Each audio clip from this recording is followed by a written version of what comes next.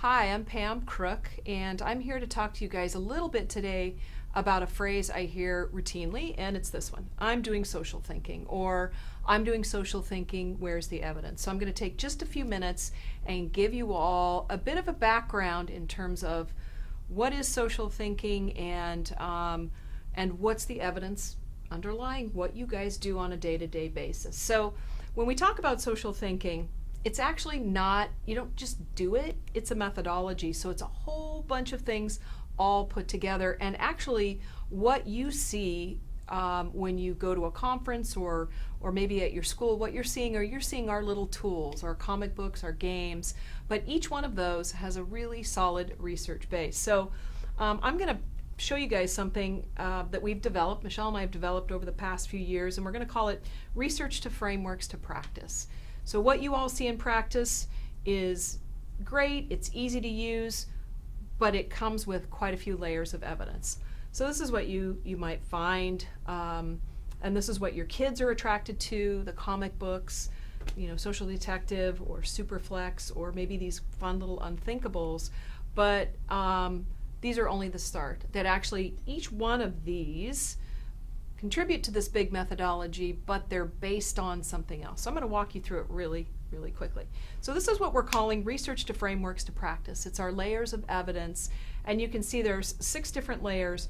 On the bottom, this is where the comic books and games are, and we're going to call those motivational developmental tools because they are quite motivating for our kids. But actually, again, quite a few layers. So I'm going to start at the very tippy top.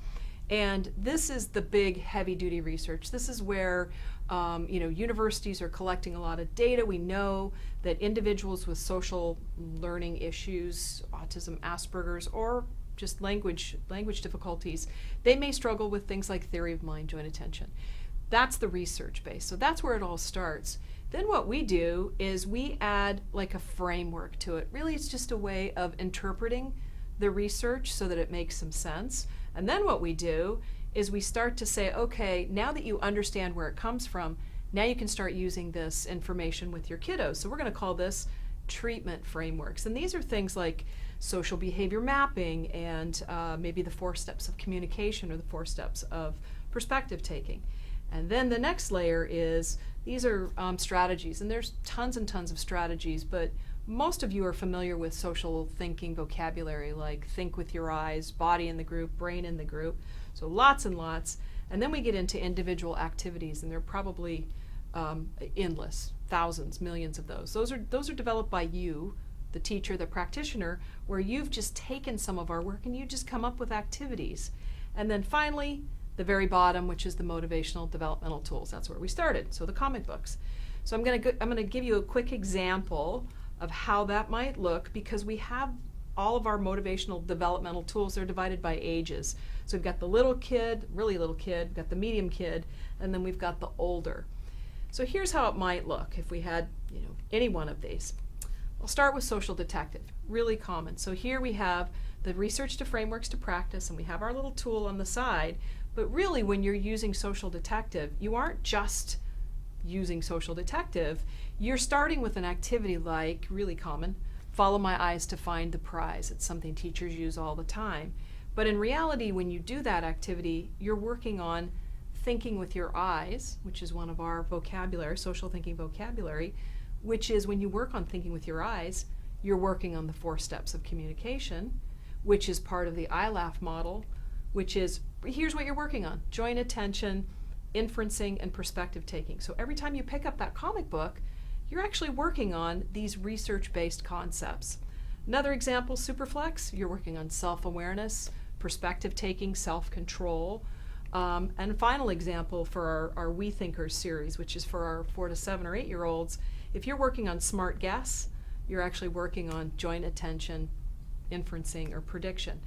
So the reason we wanted to set this up and tell all of you guys about it is because words really matter. If you're saying, I'm doing social thinking, it's hard for people to understand what you're actually doing, because there are so many parts, and as you just saw, there are 6 different layers. So instead, what we want to encourage people to do is use phrases like this. I'm using Superflex in my classroom. It's part of the social thinking methodology. So people start to understand, oh, I'm just doing a piece of it. Or our social emotional curriculum in the school, we've decided to use the We Thinkers series.